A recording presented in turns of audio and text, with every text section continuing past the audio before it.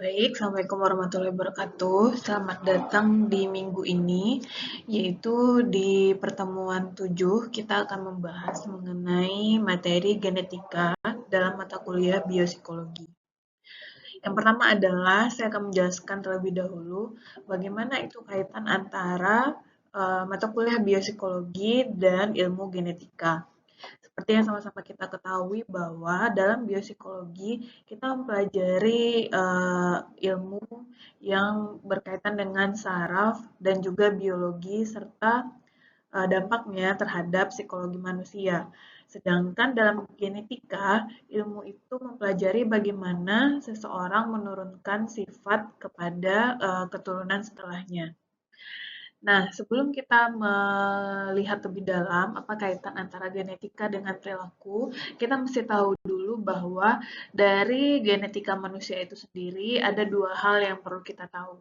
Ada yang disebut dengan DNA dan RNA, serta kromosom dan gen.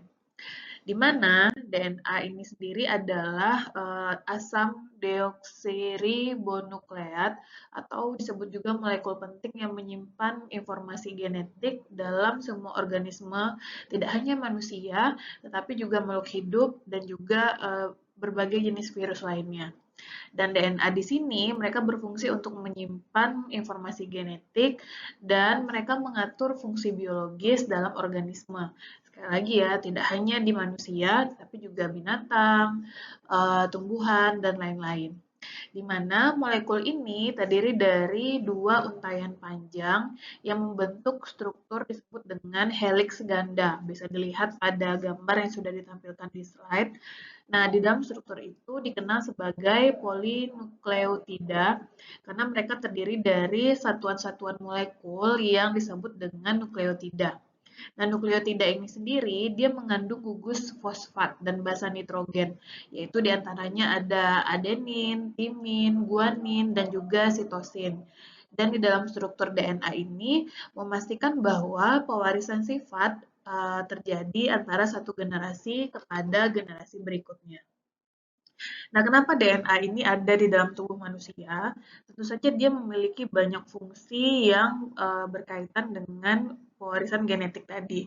Yang pertama adalah fungsi utama dari DNA, dia menyimpan informasi genetik yang mengatur seluruh proses biologis di dalam tubuh manusia.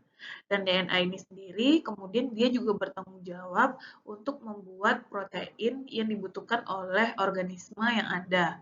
Sehingga DNA itu mampu mengatur karakteristik jangka panjang dari organisme. Ini yang dimaksud adalah manusia dan kemampuannya untuk beradaptasi dengan lingkungan di sekitarnya. Selain itu, DNA juga berperan dalam duplikasi diri dan pewarisan sifat. Nah, ketika kita mempelajari keilmuan forensik dan komputasi, mungkin Ananda sekalian ini ya pernah mencoba untuk membuat KTP atau mungkin pernah mendengar kasus-kasus yang ada tim forensik di sana. Nah, DNA inilah yang kemudian berperan di situ. Karena kalau di bagian forensik, DNA mainkan peran penting di mana ilmuwan dapat menggunakan DNA yang bisa diambil dalam darah, sperma, air liur, atau rambut untuk mengidentifikasi seseorang melalui pemprofilan DNA. Selain itu, dalam ilmu komputer, DNA itu juga bisa kita gunakan untuk hal-hal yang sifatnya komputasi, seperti tadi fingerprint kita bisa diketahui siapa orang yang memilikinya. Nah, ketika DNA ini bereproduksi dengan normal, dia bisa membuat pewarisan genetik itu berjalan dengan lancar. Namun, ketika terjadi kelainan pada DNA, itu kemungkinan akan menyebabkan masalah kesehatan pada individu yang memiliki. Karena DNA itu mampu mempengaruhi bagaimana sel dan organisme itu berfungsi. Nah, ketika DNA bermutasi, maka akan terjadi perubahan dalam urutan nitrogenus basis tadi yang ada di dalam molekul DNA-nya, sehingga ini akan mempengaruhi fungsi dari genetik individu. Contoh dari jenis mutasi itu sendiri adalah delesi, amplifikasi, dan juga inversi DNA. Sederhananya, ketika itu terjadi, maka seseorang yang memiliki mutasi DNA ini akan memiliki dampak yang dalam bentuk jangka panjang seperti penyakit yang serius. atau mungkin penyakit-penyakit genetik lainnya yang tentu saja itu mengubah struktur dari perilaku individu tersebut. Nah, teman dari DNA itu adalah RNA.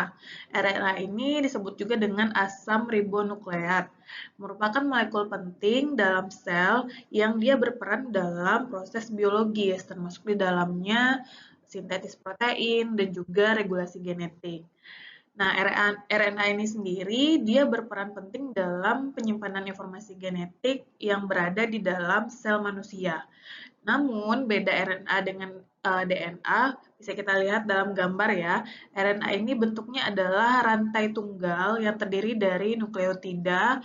Di dalamnya terdapat gula ribosa, gugus fosfat, dan juga basa nitrogen seperti adenin, urasil, guanin, dan juga sitosin.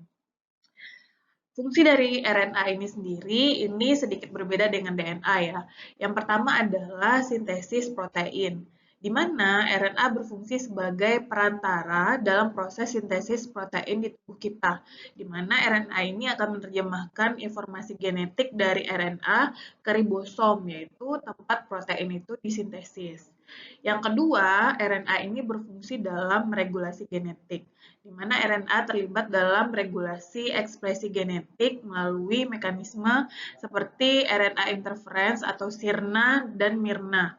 Jika hal ini terjadi, maka ia mampu menghambat ekspresi gen dengan mendegradasi mRNA target atau mencegah penerjemahannya menjadi protein.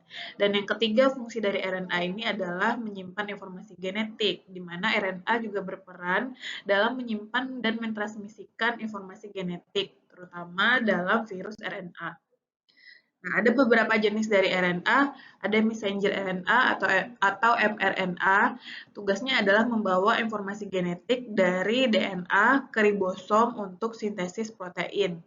Yang kedua adalah tRNA atau transfer RNA. Tugasnya adalah mengangkut asam amino ke ribosom selama sintesis protein berlangsung.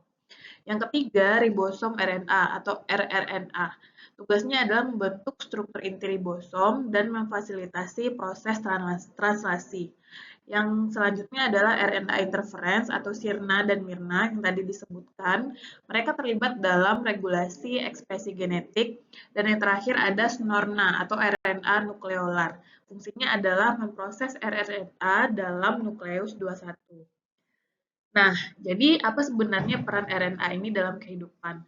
Sebenarnya peran penting dalam teori asal-usul kehidupan dari RNA ini, dia mampu menyimpan informasi genetik dan kemudian mengkatalisisnya dalam reaksi kimia.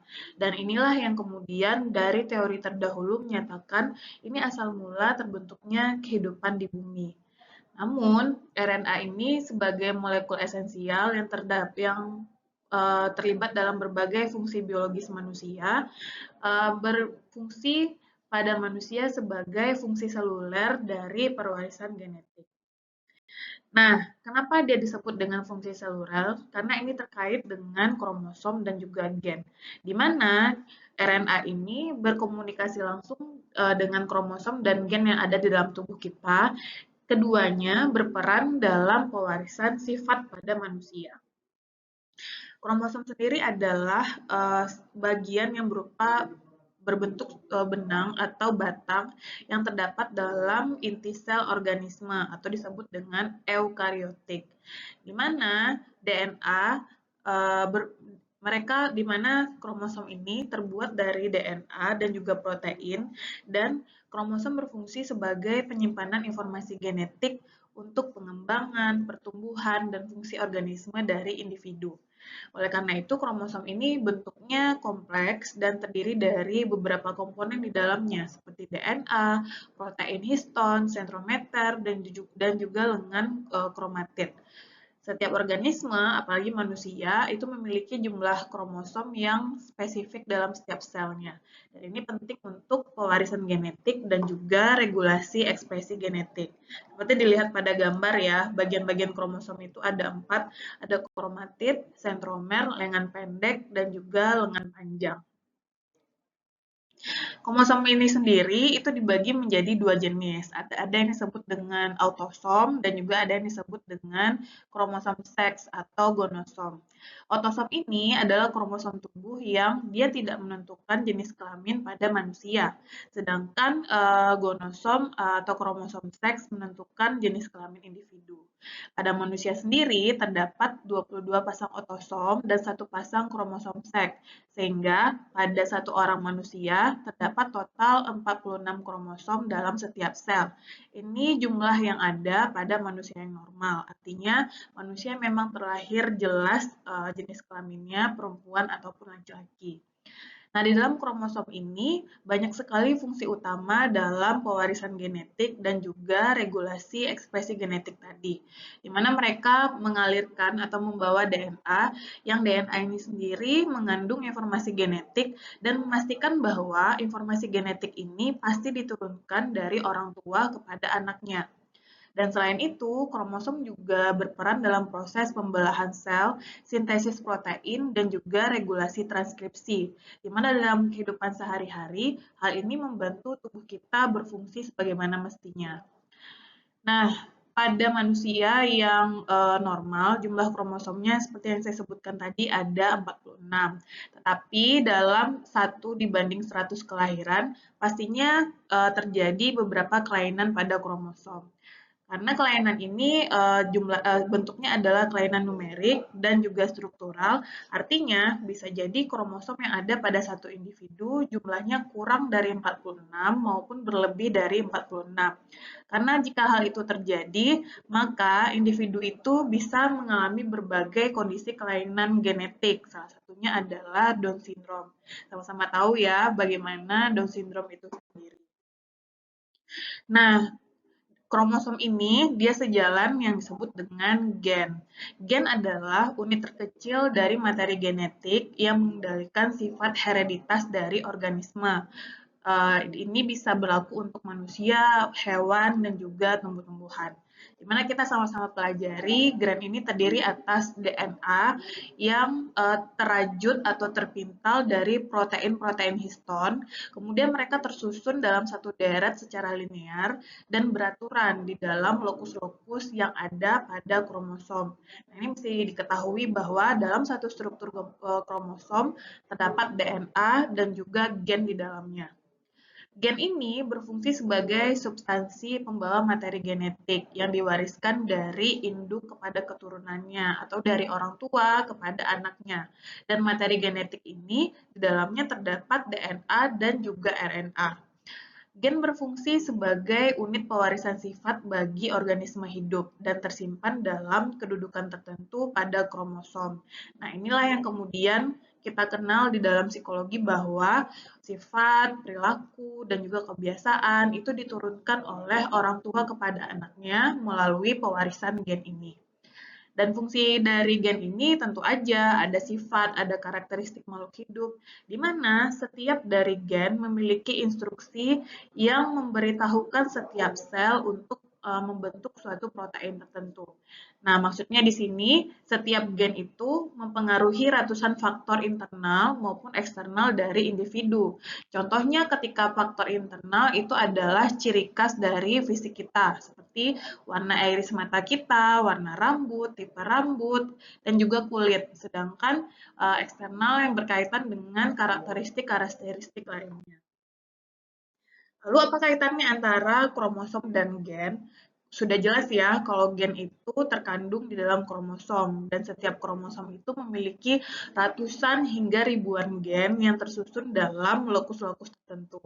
Dan gen inilah yang kemudian berperan untuk menentukan sifat kita secara terlihat seperti warna rambut, tinggi badan, terus kecenderungan terhadap penyakit tertentu. Nah, semakin kita berkembang dari awalnya kita hidup sebagai embrio, menjadi janin dan kemudian manusia, selama itu pula terjadi pembelahan sel dan kemudian kromosom itu dipisahkan dan didistribusikan melalui embrio dari orang tua tersebut. Nah, di sanalah terjadi pewarisan sifat-sifat genetik dari orang tua ke keturunannya. Dengan demikian kita tahu bahwa kromosom itu berfungsi dan berperan besar dalam membawa gen yang mengandung informasi genetik yang kemudian diturunkan dari orang tua ke anak. Sehingga inilah yang kemudian membuat kita memiliki sifat dan ciri khas tertentu sebagai seorang manusia. Nah, di dalam ilmu biopsikologi, kita juga mengenal istilah genetika Mendelian, di mana dari genetika Mendelian ini kita ketahui ada yang disebut dengan dasar pewarisan sifat. Nah, dari sini kita tahu ya bahwa bisa jadi seorang manusia, mungkin kita contohkan diri kita sendiri. Saat ini kita berkulit sawo matang, kemudian berambut ikal, dan juga memiliki golongan darah A.